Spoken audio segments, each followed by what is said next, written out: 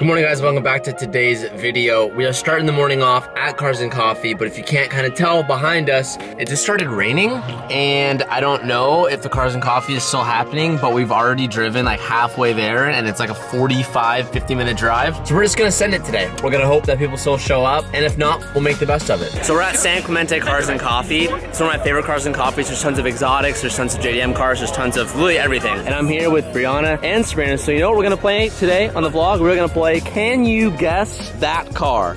So I'm gonna find a few cars. We're gonna see if they can guess what they are. If you haven't seen this game in the vlog, they think they know things, but they don't. So it's funny to see. That was all Brianna last time. Let's go find a car. What did she think? Like an Acura was a Supra or something? That's a Mitsubishi. That's a Nissan. It's a Nissan. She read the, she said the wheels. She said Mitsubishi first. It's a 240. What type of 240? Wanna try again? What type of 240? It's an S13. Oh, close, but no cigar, S14. Damn it. Look how good I am. Look how good I am. Bye. I just heard someone walk by and he goes, oh, that's TJ Hunt. And the guy goes, oh, like, yeah, I unfollowed him. All right. Brianna, what is that car? What car? That gold one. The gold one. That is It's an Evo. an Evo. It's an Evo 8. I don't Am I right? know. Am I right? It's a WRX. Oh, fuck.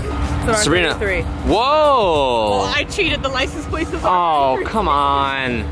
My camera died while we were at Cars and Coffee. That was all thanks to me forgetting to charge the camera the night before. But as you guys can see by the title of this video is not about Cars and Coffee. This video is about my C8, and that's most likely why you clicked on this video. Now I know I say this often, but you've probably forgotten that I even have a C8. I have a C8, I bought it a year ago. We are trying to go for the world record of the fastest C8. Now this video is an update on my C8, which has been in Texas for the last 6 months at Late Model Racecraft. Our car currently has a built motor. The built motor is good for about 1,500 horsepower. The car right now is on low boost. All of these pulls are on low boost. And the only thing holding us back from making more power is the clutch. Whether it's me with LMR trying to build our car, or it's any other person trying to make the world's fastest C8, we are all limited by the same thing. And that is a clutch that can handle power. Now, when I say that, I'm going into this just with minor details so the video makes a little bit of sense. As you guys know, my schedule and my lifestyle is really sporadic and it's all over the place.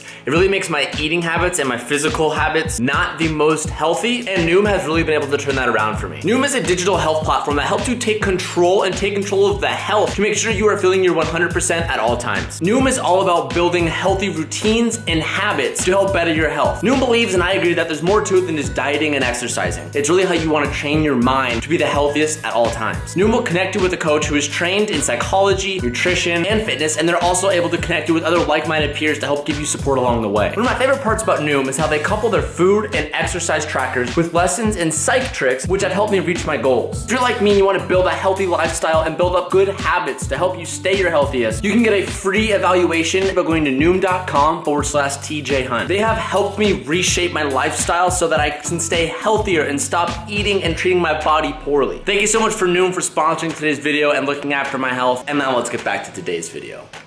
No one has been able to develop a clutch that can hold really anything over 1,000 foot-pounds. And when I say hold, I mean actually shift through gears. There are some people who have had some luck with having a clutch that can hold 1,000 horsepower, 1,200 horsepower, whatever it is, on the dyno in one gear. But the moment you put it on the street and you actually try and drive it, the clutch doesn't disengage correctly, the car doesn't shift. And that's where this kind of gets a little bit confusing, because there's so much information out there on fast Corvettes and why C8s are having a hard time going fast and all that type of stuff. What I'm about to show you is my C8 from about a month ago. So it's pretty old. The reason why I'm showing it to you is because I'm gonna be flying out to Texas in the next 7 days from when this video is posted to get my car and bring it back. And I'm gonna show you guys where we currently are with the car. Everyone that is chasing this world record is pretty much exactly the same car, relatively, as all the motors can handle the exact same horsepower. Everyone's built, everyone can handle 1,500 horsepower, but no one has a clutch, and we're all getting clutches from the same people that can handle that much power. That being said, here is an update from my C8 from LMR. They filmed it from about a month ago. It's pretty old, and our car now has gained much more power due to new advancements coming out from people who are making clutches with the car, so it is faster, but we'll dive into more of that after the video. Okay, enjoy. Good update for you guys. Last time y'all saw TJ C8 twin turbo Corvette, he came in town and drove it around with the stock motor in it, stock clutch, some of the stock wiring stuff. It made 700 on our dyno, but when he took it and drove it, factory clutch can only hold so much horsepower. So he was driving around with roughly 550 horsepower, which is still fun as heck to drive. It's still 100 and something rear wheel horsepower more than stock, but there was no need to push it more because we knew he was gonna bring it back to put a built motor in it so we didn't have to worry about the motor brake and stuff, and a clutch and stuff like that. So late last night, I've had the car running for about a week and a half now, kind of putting miles on everything, making sure the motor's good, making sure the clutch is good. We do a lot of heat cycles on it to make sure it's fine. Do clutch relearns on it beforehand, do clutch relearns after. Anyways, I was here late last night and I got good results to share with y'all. Turbo kits are, on any vehicle, are more efficient than supercharger systems because you don't have to spin, the engine needs horsepower to spin a supercharger. Well, turbos obviously run off the exhaust system, they're a lot more efficient. The boost numbers we make with turbo kits usually are better per pound of boost than supercharger application. Obviously intercoolers matter, air to air, air to water, size of the tubing, all that being said, I know I'm rambling and y'all want to get to the good stuff. So I actually dynoed TJ's C8 last night. This car has 3-pound wastegate springs in it, meaning if we don't put anything in the boost controller, it should make roughly 3 pounds of boost. First pull I made, 3 pounds of boost, made 523 rear wheel horsepower, 478 rear wheel torque. Again, that is on wastegate only with 3.6 pounds of peak boost. Obviously, that is what I expected out of it. Timing, super conservative, air fuel, really good. So I went ahead and added a few more pounds to it. I put a couple more pounds on top of the gate, so now we're at 6.8 pounds of boost, 608 rear wheel horsepower, 590 rear wheel torque. Again, I started to get a little excited because clutch was holding, everything was working as it should. Air fuel looked good, timing again super safe. I said, let's throw a little bit more on top of it. Next pull, 11 pounds of boost, 11.3, so let's call it, it's like 10 or 11 pounds. We made 756, 685 rear wheel torque. That got me excited because that is the highest horsepowered C8 we have made to date because the factory clutch was always our limiting factor. We could, you know, peak a little 700 horsepower number and it would kind of look okay on the dyno graph, but you could tell the clutch was slipping and it wasn't liking it. This was the first solid pull, 750, you can see the green one. Nice and smooth, no clutch issues, still very low on boost, and man, I was excited. 756 and 685 torque, that is a fun weekend toy. I said, let's try to put 4 or 5 more on top of the gate. My goal was to try to hit around 15 pounds of boost. Next pull made 15.6 pounds of boost, and look at how much horsepower we gained. 906 rear wheel horsepower, 775 foot-pounds of torque.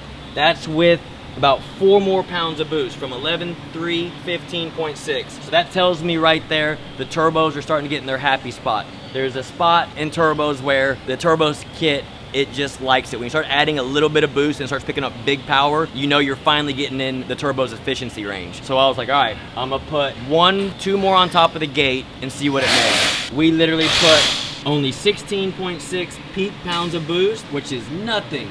We made 954 and 828. And guys, it's hard to describe if you haven't driven a 950 rear wheel horsepower car, let alone a mid-engine 950 rear wheel horsepower car with a dual clutch trans in them, but they are a blast to drive. By the time I was done making that pull, it was super late here. The car was still in one piece. Everything was working great. I decided to call it a night, and that's where we're at today. So future update will be us testing this car on the street to see how she does.